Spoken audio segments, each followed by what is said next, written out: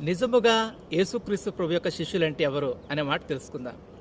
మరి యోహాను సువార్త 13వ అధ్యాయము 34, 35 వచనాల్లో యేసుక్రీస్తు ప్రభు వారి మాట అంటారు. ఏమనంటే, మీరు ఒకరిని ఒకరు ప్రేమించండి, ఇది క్రొత్త ఆజ్ఞ. నేను మిమ్మల్ని ఎలాగైతే ప్రేమించానో అలాగే ఒకరినొకరు ప్రేమించండి. మీరు ఒకరి ఎడల ఒకరు ప్రేమ చూపించడం ద్వారా మీరు నా శిష్యులని తెలియజేయబడతారు.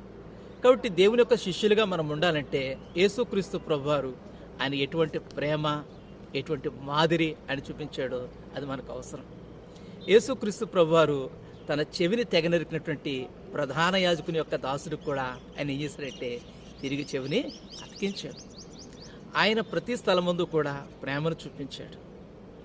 సిలువలో ఉండి ఆయన జ్ఞాపకం చేస్తూ వచ్చాడు. ఏమనంటే, తండ్రి వీరు ఏమి చేయుచున్నారో వీరు ఎరుగురు. ఆయన హింసిస్తున్న